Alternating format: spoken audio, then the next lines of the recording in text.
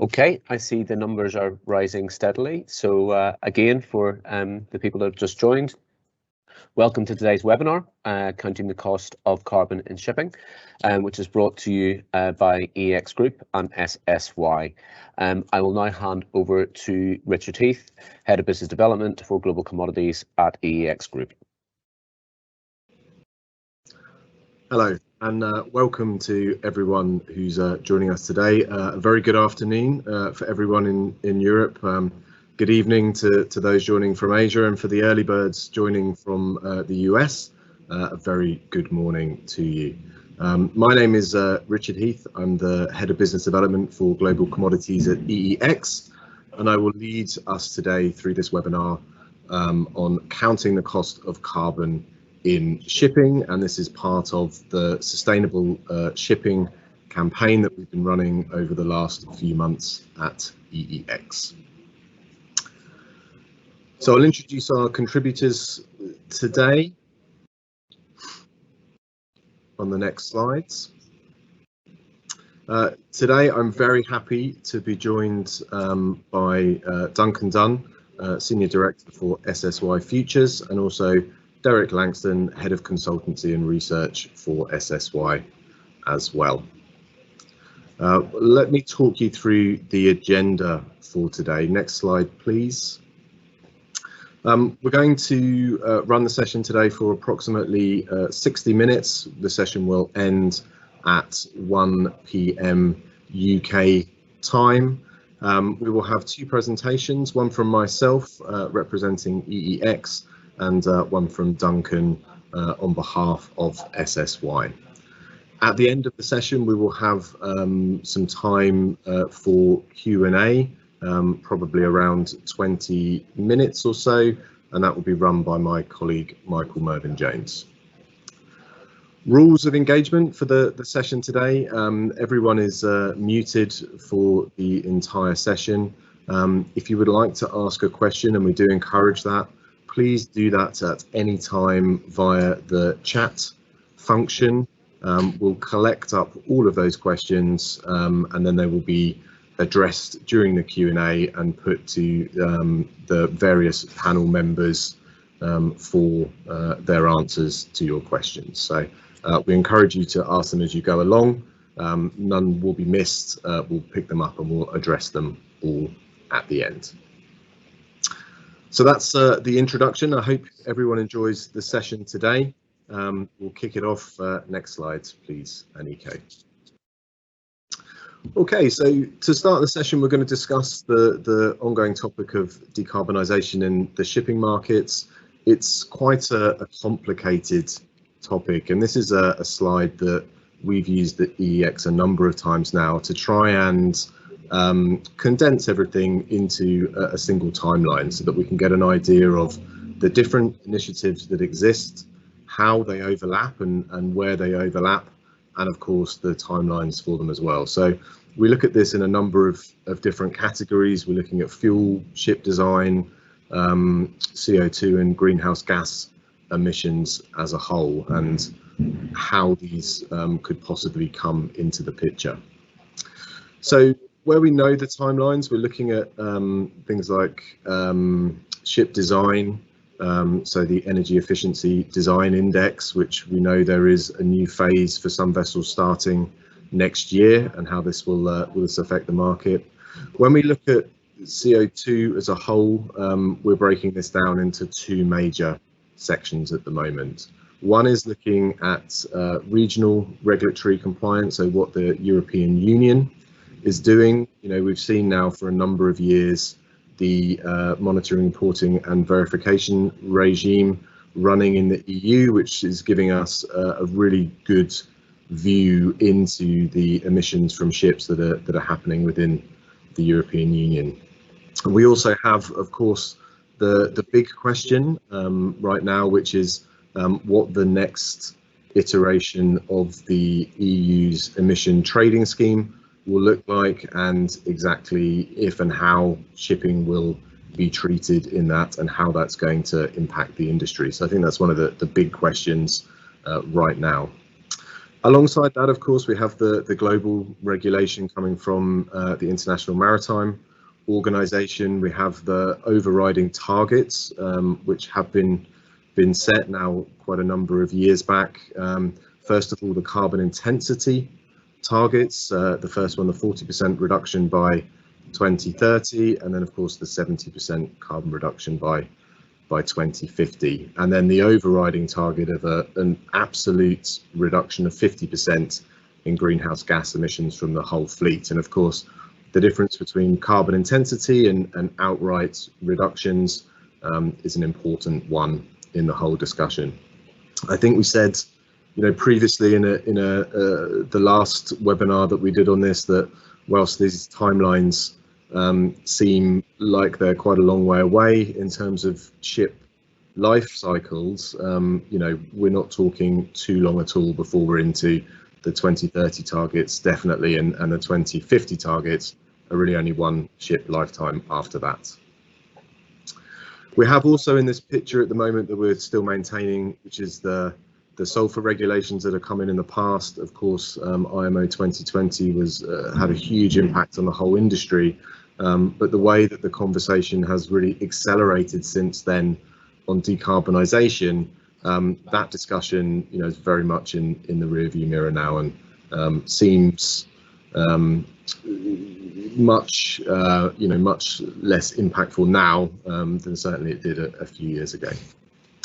Also in this picture, we just put a sort of estimated overview of the fleet lifespan, just to, as I say, try and bring some of these timelines into context.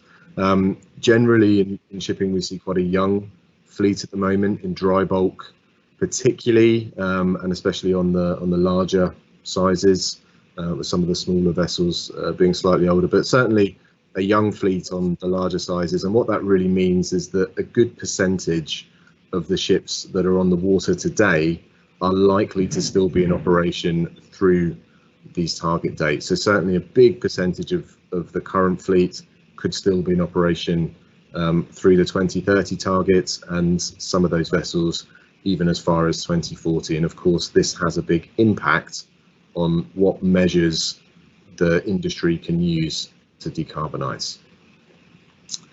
So we can move on to the next slide now.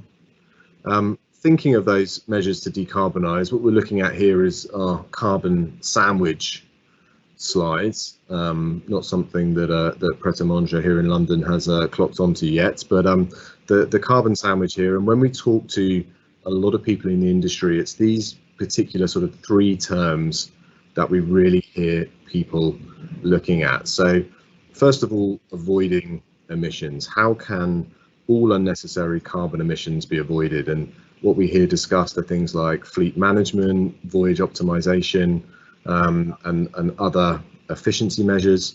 And for those emissions that are unavoidable, the next step is what people are looking at to reduce emissions as much as possible. And again, we're talking about vessel efficiency here, speed optimization, and of course, one of the major topics in the discussion today, I think, the switch to both low carbon and also zero carbon fuels. And then finally, what a lot of people discuss with us is the ability to trade. So for hard to abate emissions that you cannot avoid and you cannot reduce, the next step is to look at how you can continue to reduce emissions overall by trading. And the way we see that being done is people using high quality markets, either the compliance market or the secondary compliance market or voluntary markets, to offset the remaining emissions which they cannot reduce any further. And we see really sort of two drivers into this conversation. One is regulatory, which we'll come on to in a minute, but the other one is voluntary. And by voluntary, we don't purely mean the trading of voluntary emissions to offset. We also mean what we see from the market in terms of people taking action ahead of when this is demanded by regulation. So again, my mind comes back to a lot of the initiatives that we see to build new dual fuel vessels, or to look at infrastructure for zero carbon fuels. And we consider this to be a sort of voluntary measure, despite the fact that given the timelines, some of these things need to happen now anyway. So if we move on to the next slide, we'll talk about the regulation a little bit more, and I just want to highlight a couple of the current regulatory themes. So again, we've broken this down for the sake of this presentation into the European Union and the IMO regulations, and I think the most sort of topical conversation at the moment with the European Union is the imminent presentation of the Fit for 55 package, and so we are expecting that on the 14th of July. That's been delayed a couple of weeks, and that is really, quite an ambitious set of measures with the aim of reducing emissions by 55% by 2030 from 1990 levels, and included in that will be what the next phase of the ETS will look like, and particularly from our point of view, how maritime will be treated in there. And a lot of the questions which are going around at the moment, and I know there's a lot of opinions on exactly how this will look, are how, when, what the scope is, the territoriality, will it be intra-EU, will it be extra-EU, and the targets. All of those remain to be confirmed. The other very topical regulatory developments that we see are in the IMO. We've recently had the Marine Environment Protection Committee's 76th meeting, and among other things coming out of this was the agreement on a target of 11% carbon intensity reduction by 2026 relative to 2019 terms. And there's been a lot of discussion about this just in the last couple of weeks.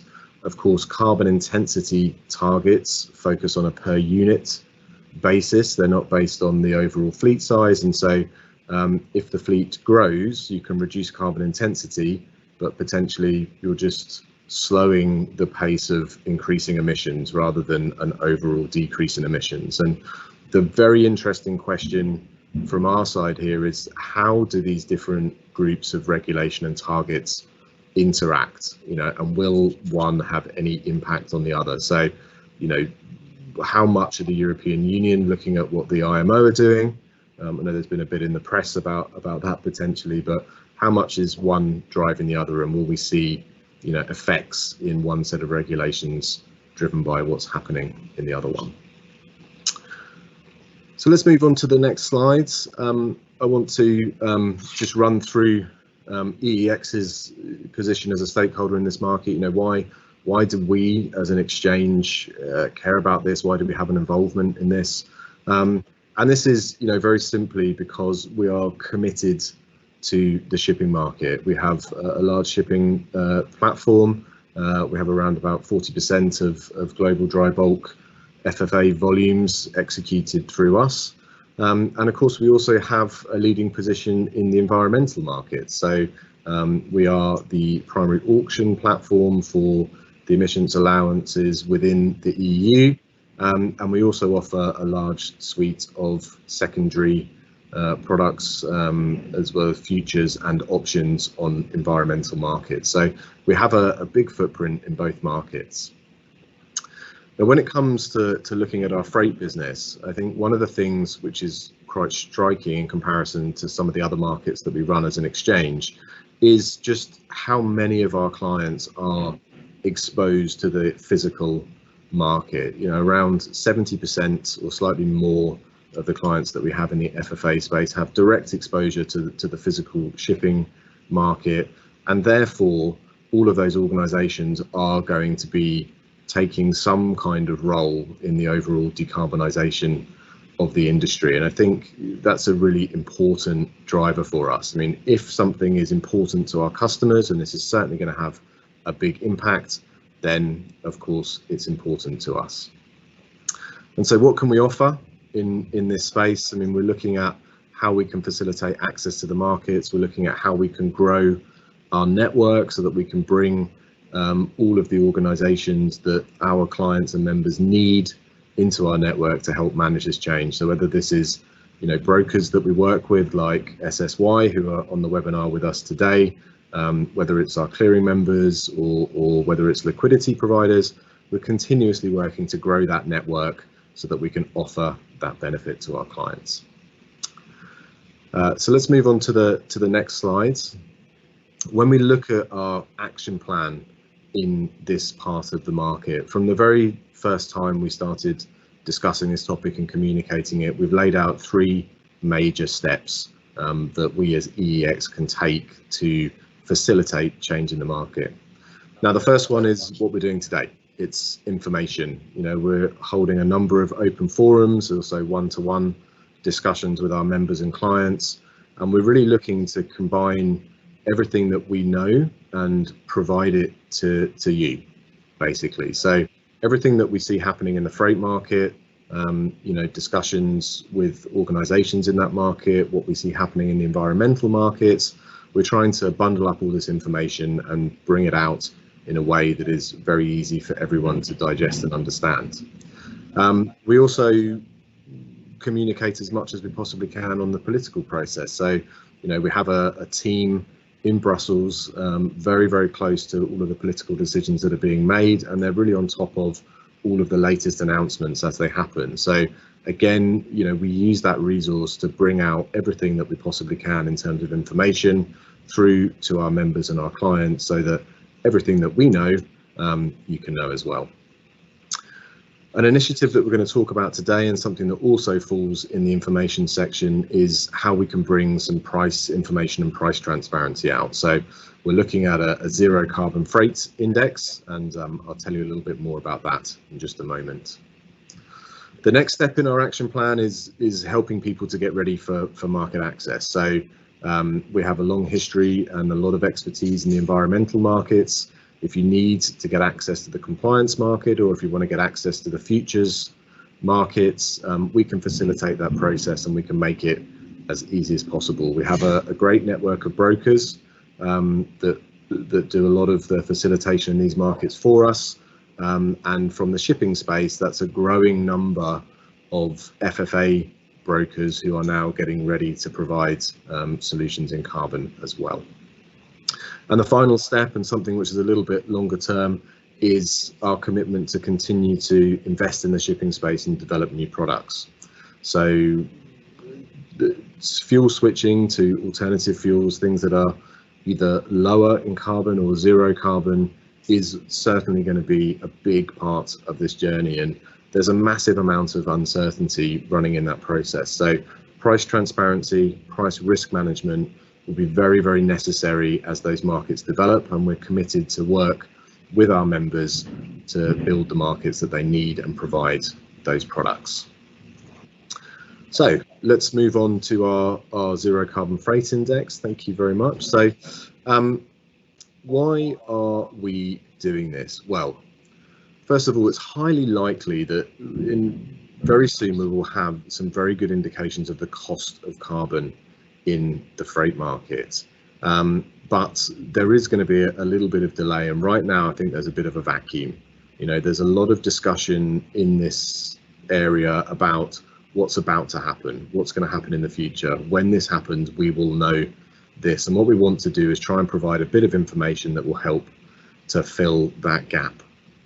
So what we have here is price information taken from both our freight futures market and also our emissions futures market, and combined to create an FFA rate, which is inclusive of 100% carbon reduction, or a zero carbon FFA. Now, the data which we're using for this is something that's available now, and I think that's really, really important. You know, we cannot as a business predict what's going to happen in the future, but certainly we can bring you some price transparency on what's happening right now. And the prices in this information product, they're tradable, they're from transparent markets, they're numbers that our members could take action on, and some indeed are actually trading already today. And I think that's another important point. You know, this is not just a theoretical exercise, this is mimicking something, behavior that we do see some organizations in the dry bulk freight FFA market already taking. They're already looking at EUA futures, and I think that's really important. So What is it that we're going to publish? Initially, we will publish an index for both Capesize and Panamax FFAs. And the reason for this is really that, you know, we need to use contracts that have a good degree of liquidity so that we have a deep pool of data to draw on. So to create the prices, we'll use a volume weighted average price for front month futures for the freight contracts, combined with the daily settlement price of the EUA futures for the current calendar December contract. We use the ECB's exchange rate to convert that into dollars, and then we multiply it by the vessel emissions. And we've taken a number of sources and come up with some indicative emissions numbers, which are 187 metric tons a day for Capesize and 93 metric tons a day for Panamax. That's resulted to the added to the FFA price, and the result is the Zero Carbon FFA Index. So let's move on to the next slide and we'll have a look at how this looks. So we've been rolling the numbers backwards as well, just to give us a reasonable time history on here. And what we're looking at here is the Capesize numbers. Many people on the webinar will be very familiar with the price action in the actual Capesize market, but maybe less familiar with what's been happening in the emissions futures market. That market's seen, you know, very strong upward price moves across this timeline from ranges in the mid 20 euros per ton at the beginning of last year, up to over 50 euros per metric ton more recently. And what this means in terms of the index is a daily cost for 100% reduction between $5,000 a day, which is already, you know, a significant amount, up to currently around $12,000 a day. And even though we've seen really strong rallies in freight prices on all vessel types over the course of this year, we're still talking about a significant level of cost here to remove carbon 100% using that instrument. So we move on one slide and have a look at the Panamax. So the Panamax chart actually is very, very similar. Of course, the EUA price is consistent between the two. The prices are a little bit lower on this side, and that's naturally down to the lower emissions of a Panamax vessel versus a Capesize vessel. But even so, when we look at today, we're still looking at, you know, potential costs of up to $6,000 per day, which is really a significant amount. So let's move on to the next slide, and this is the final one from my side. So some of the key points, you know, that I really want people to take away from today. So sustainability is the future of shipping. You know, shipping is what empowers globalization in the economy. You know, it's not going anywhere. Sustainability is what's going to happen by one way or another. And that future is going to come about through a number of different ways. So we talked about the avoid, reduce and trade principle, and all of these different measures will be needed if we're going to hit the really ambitious regulatory targets which are being set for us by both the IMO and then local regulatory targets such as the EU, and it's not out of the question that we could see others in other parts of the world as well. As EEX, we're committed to proactively supporting the shipping industry through this journey. As I say, we're committed to the shipping market. We continue to invest in that market, and whatever our members and clients need from us, we will deliver over that time. Our Zero Carbon Index, we think, is one tool that can help, you know, with the discussion, and also to help inform and provide some transparency on prices. And we're going to start publishing that from the 12th of July. That will be freely available to all our members and clients through both our ClearTech Freight portal, which many people will be familiar with, and also in our daily freight market report. And just to reiterate, really, I mean, we will continue to actively promote this sustainability initiative. We have a number of ongoing communications initiatives, and you know, we really want to provide as much information as we possibly can to help organisations get ready. And in conjunction with the industry, with our members and clients, we're looking to build the products and the markets that you will need to serve the industry in the future.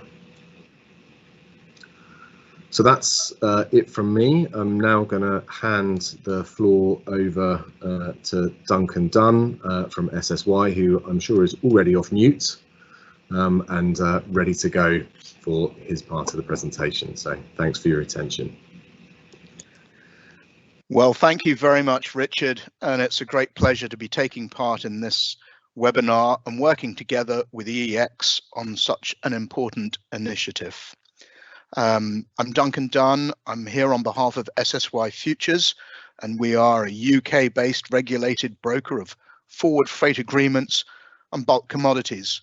And we're also part of the Simpson Spence Young Group, which is the largest independent shipbroker in the world.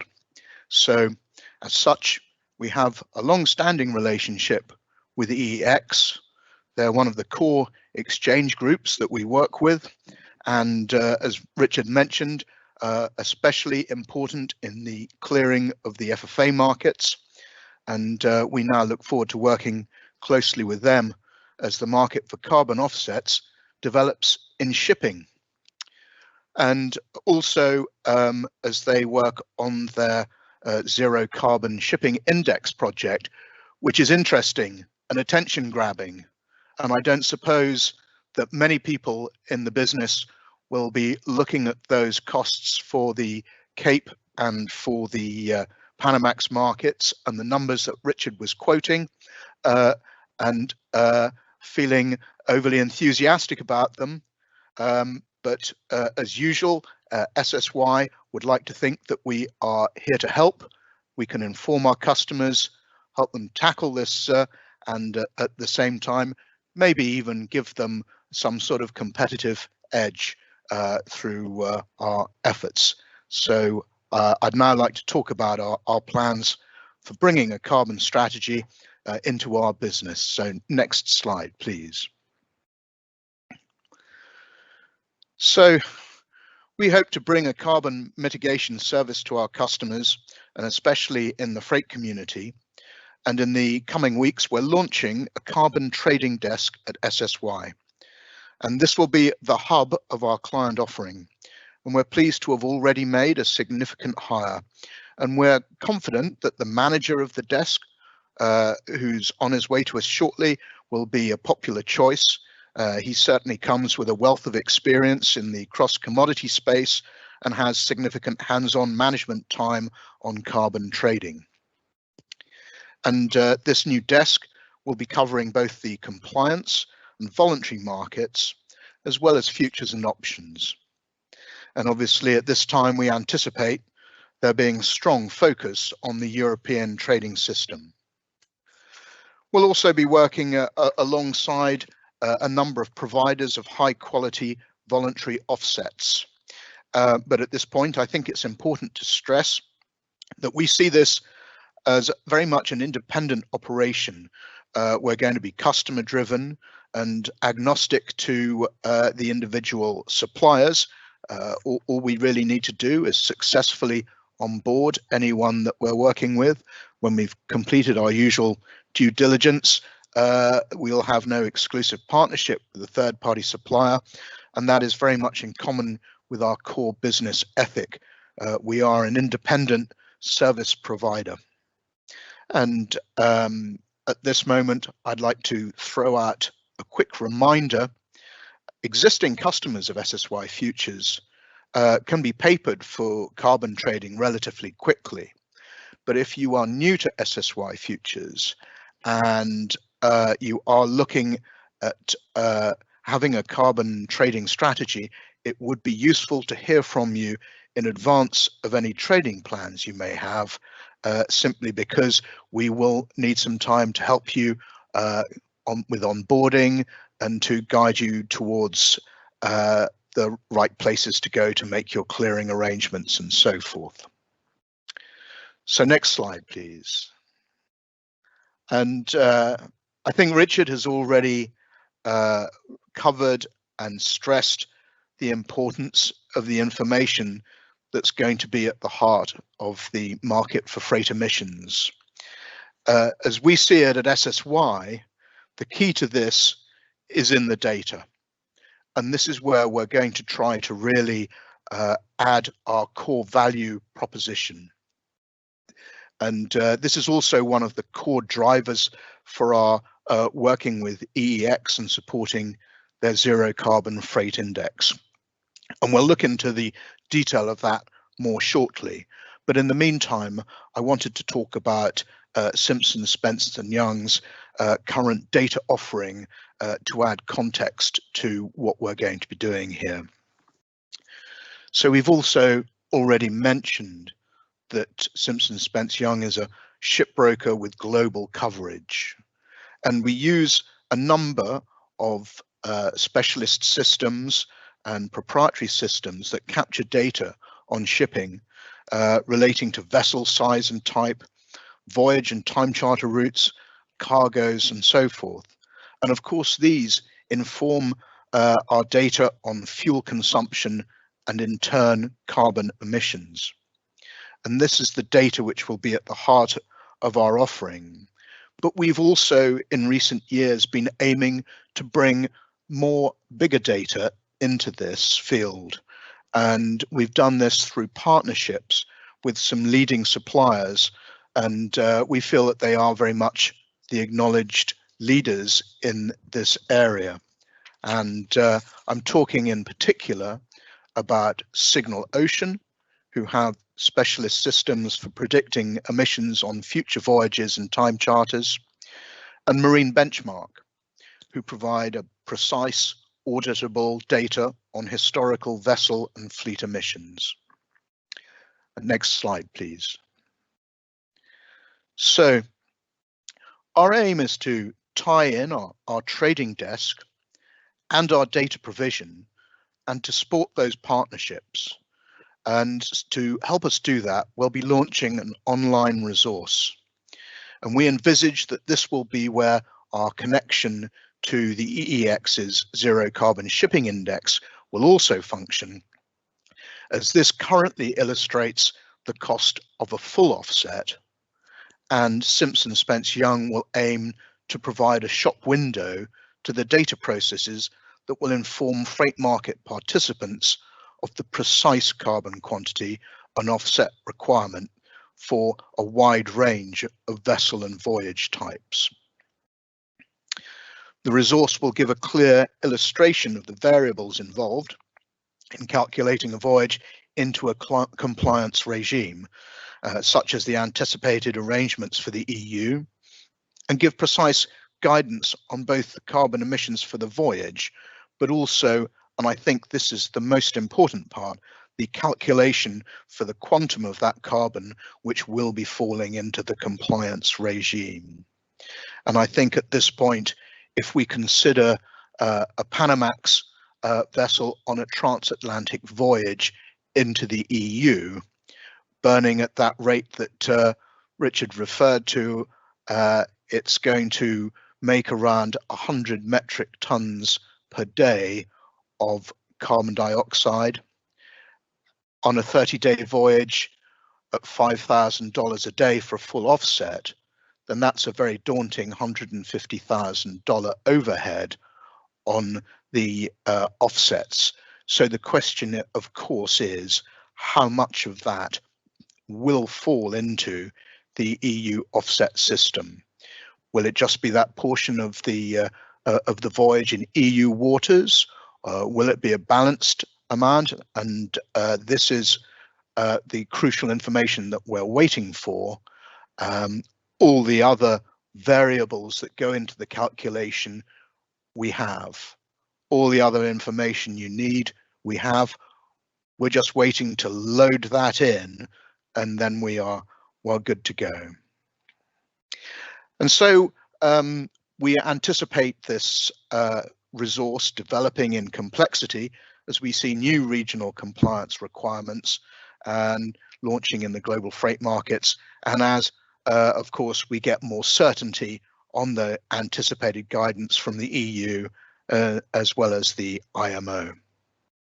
And our intention is that this resource will be free as a conduit to visitors from the EEX and also coming from our other specialist partners but in particular that it will be showcasing Simpson Spence Young's carbon services. And most importantly, as the EEX Zero Carbon Shipping Index highlights the importance of carbon mitigation in shipping, we will illustrate the detail of the solution. Next slide, please. So I'm almost at the end of my little add-on to this EEX webinar. Really what we wanted to do was give an impression of how a global shipbroker like ourselves might integrate into this business, and we're certainly looking forward to this new business.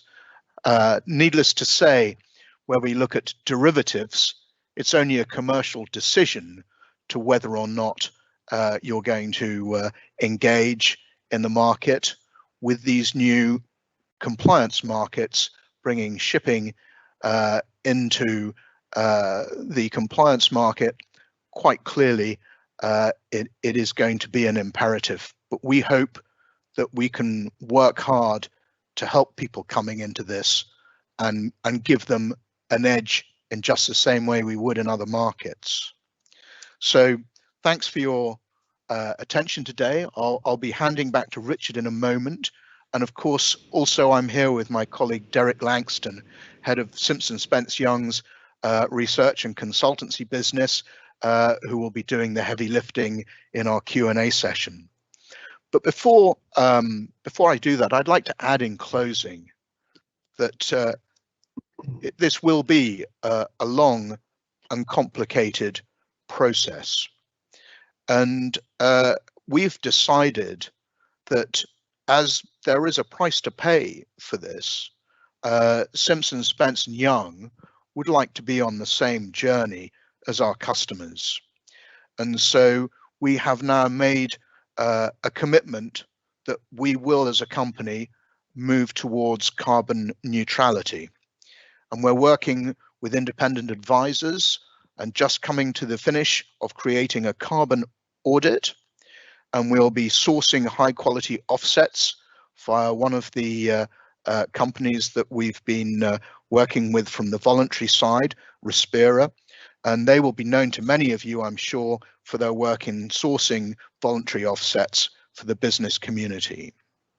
And of course, we'll shortly be publishing the details of this on the SSY carbon resource. So thank you all very much for your time, and back to you now, Richard. Thank you very much, Duncan. And at this point, we're going to move to the Q&A. So I'm going to hand over to my colleague, Michael Mervyn Jones, he's been manning the questions for us, and he's going to bring them into the session and direct them to the panelists to answer. So over to you, Michael.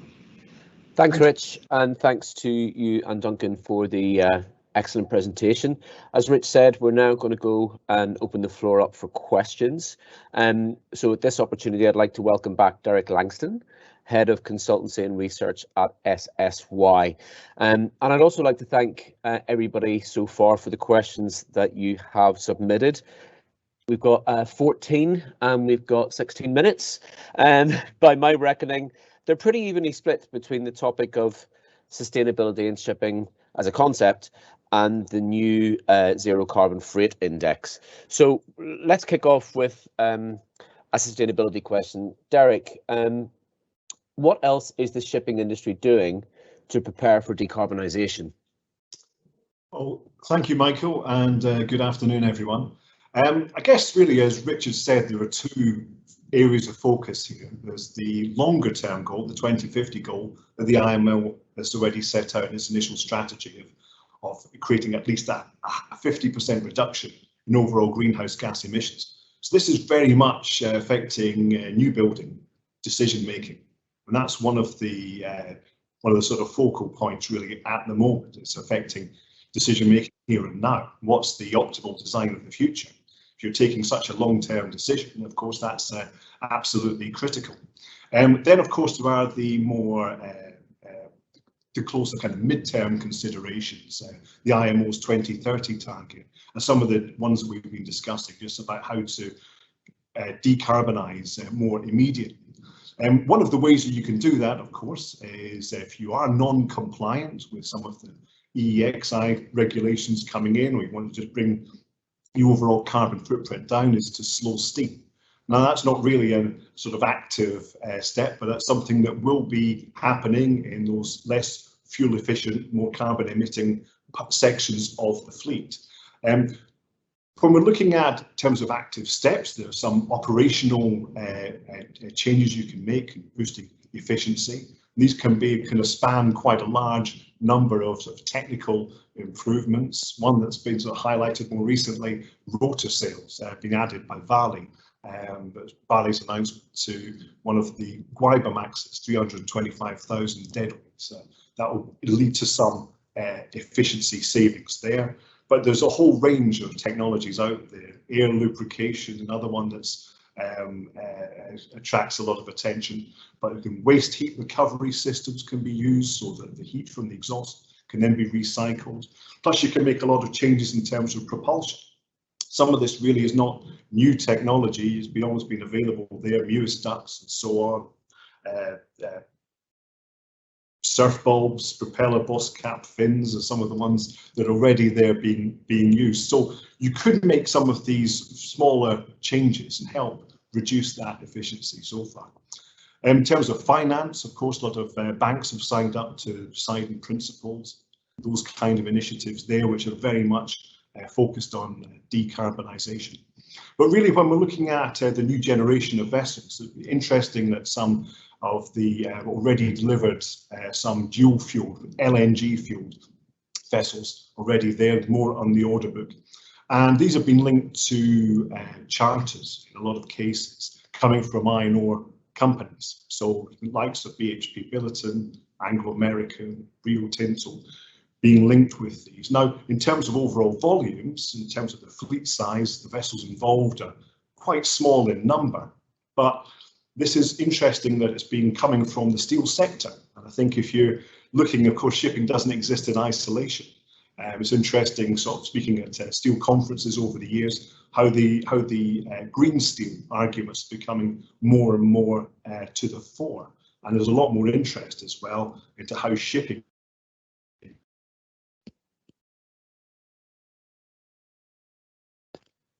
overall picture. I would say that it's, when you're looking at LNG in particular, you're looking at the larger vessels, the 180 to 210,000 deadweight vessels.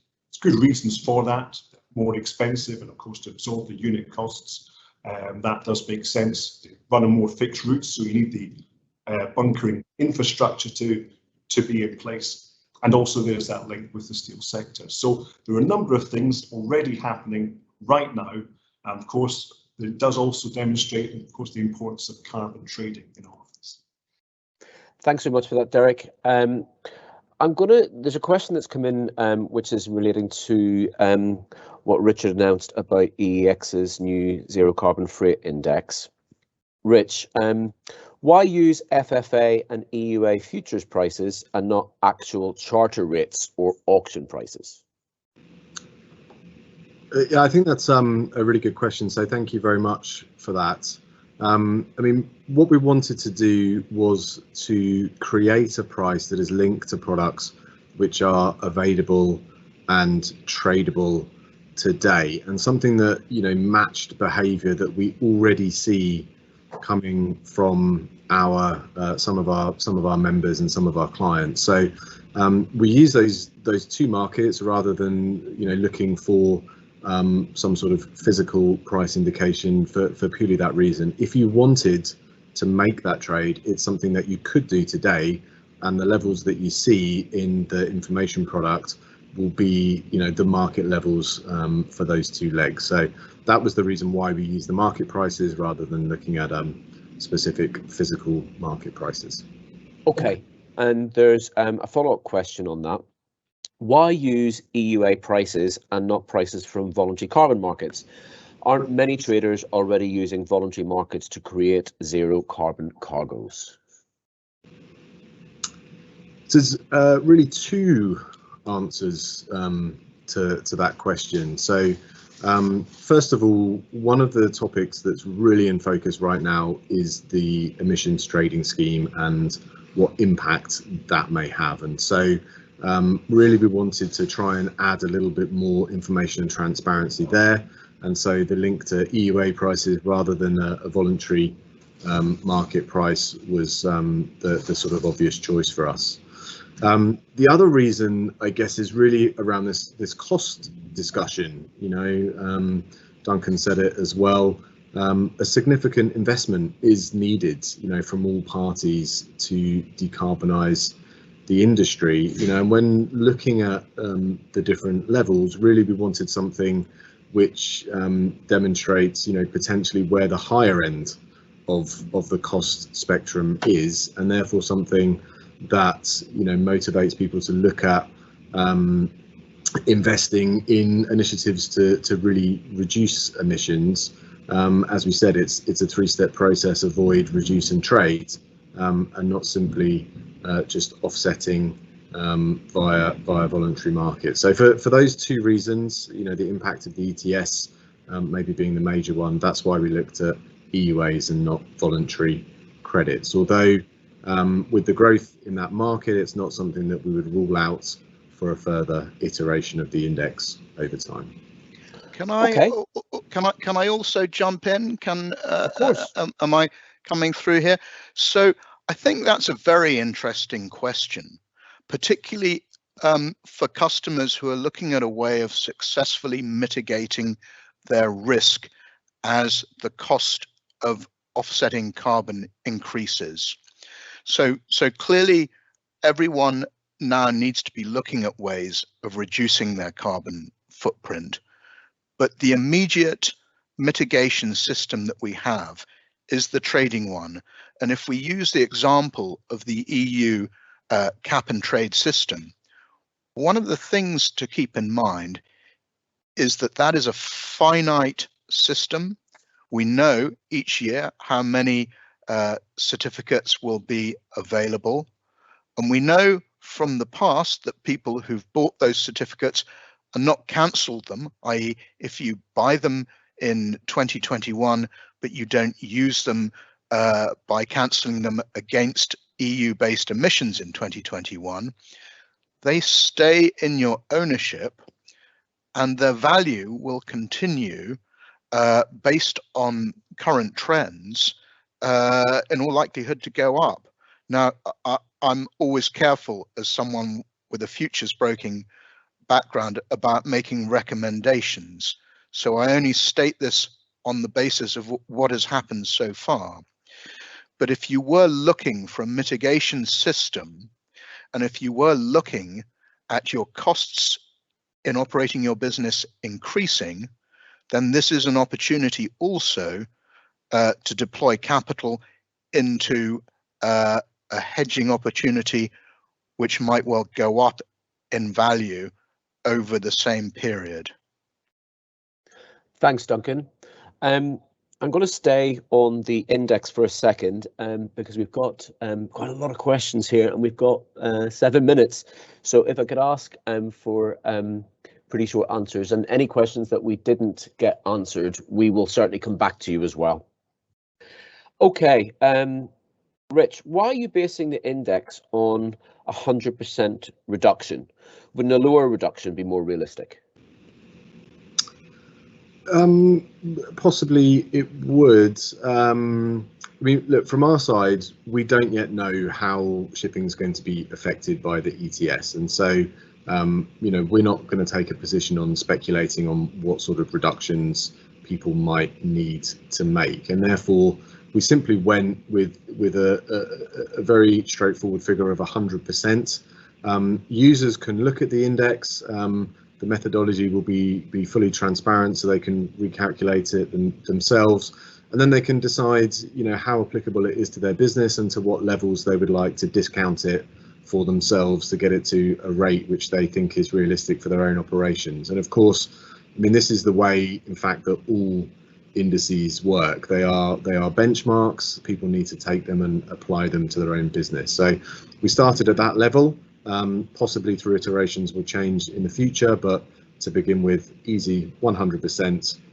That's what makes it zero carbon after all, and then users need to decode it for themselves and apply it to their own business.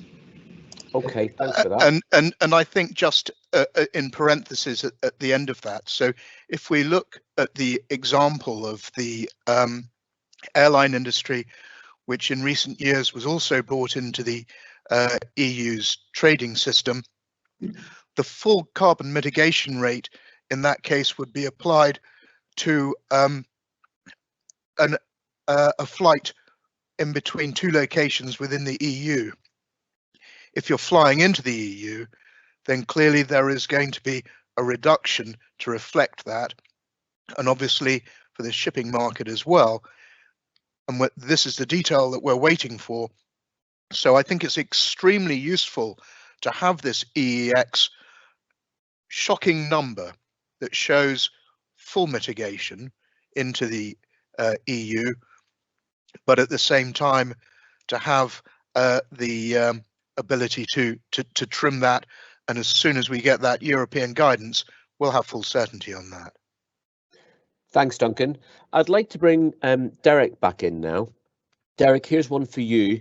How quickly can alternative marine fuels, aside from LNG, be introduced? Well, yeah, that's a very good question. And apart from LNG, yeah, there's at the moment a lot of development work going on. When we're looking at the idea of it, of course, very much a chicken and egg situation when you're looking at infrastructure and also investing in vessels. So at the moment, we're still at pretty early stages, but of course, we are still very much development stage. But of course, when we're looking at some of the other sectors away from dry bulk, you can see that they're beginning to emerge with blends. Some dual fuel designs out there already in circulation. So it's going to be very, very difficult to say exactly when this is going to come through. When we're looking at the goals post 2030, then absolutely, alternative fuels there towards that more zero carbon future are going to be to the fore. Looking at the International Energy Agency's own report that they released this year, there seems to be a view that by 2030, oil will have reduced to about 80% of the fuel mix, but then by 2040, it becomes the minority. And so at the moment, it's there still are several options. It seems that everything is on the table at the moment, but we're still waiting to see in terms of the cost.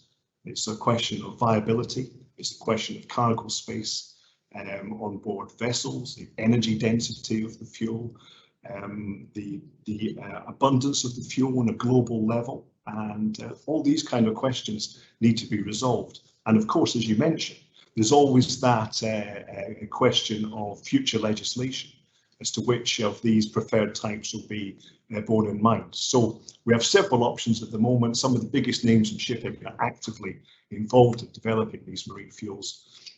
What we're looking at in terms of the majority is a story really for the 2030s. But over the next few years, we'll start to see more of those types emerging. We'll start to see some more headline announcements. Okay, thanks for that, Derek. I'm going to come back to Rich now and bundle a few questions for you, Rich, because I think they'll be quick ones to answer. First one, is the Zero Carbon Freight Index only available for EEX customers? No, so we'll make this freely available, as I said, through both our ClearTech portal, which you can contact us to get access to, and also on our daily freight report, which you can also contact us to be added to the mailing list too. So no, I mean, the objective here is to share information as widely as possible and have this discussion as widely as possible. So we won't limit it in any way.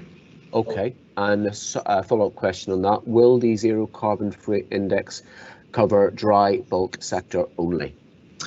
To begin with, it certainly will. As I said, we're using information from tradable products at EEX, and I've already covered the reasons for that, so certainly we'll start in that area. You know, we want to iterate the development of the index. You know, what I'd really love after today is to talk to more people about it, and any ideas about what we can do to change it will be very gratefully received, and we'll look into them. So certainly it's not something that I would rule out at all. Okay, and I think this is probably the last question that we got, so I'd like to hand back to Derek. Derek, in terms of the scale of change for the shipping industry, how does decarbonisation compare with, say, the move to low sulphur fuels? Oh, that's a very good question. In terms of the scale, of course, decarbonisation is massive, absolutely massive. There are some parallels, of course, because there was elements there in the past where you've seen some vessels being taken off hire to have scrubbers installed. That happened with IMO 2020. This time round, there could be an argument that some retrofitting of some of these designs have been talked about. But really, what you're looking at with decarbonisation is a real transformation, a historic transformation. We're looking at new building designs, being new designs on the table, new means of propulsion. In terms of scale, this is certainly massive. So IMO 2020 was a major milestone, of course, for the shipping markets, particularly the oil markets as well, in enabling that transition to happen. When we get to, for example, decarbonisation, as we mentioned today, the scale of this and also the carbon trading element in particular, mark it out as quite different. Okay, Derek, thank you so much for that answer, and thank you to all the panelists for your answer. We've literally got about 90 seconds before we wrap up, so I will hand back to Rich for any closing remarks. Well, thank you very much. I just want to say thank you for everyone joining the webinar today. We hope you found it informative and interesting. If you want more details or there are more questions or anything, the contact details of all the panelists today are on the screen. And a big thank you to both Duncan Dunn and Derek Langston from SSY for joining today. Of course, Michael Mervyn Jones for running the session, and everyone who made this possible today, particularly those who had to pitch in at very short notice. So thank you to everyone on the technical side, and thanks to the panelists and everyone in the audience for listening. Thank you. Thank you.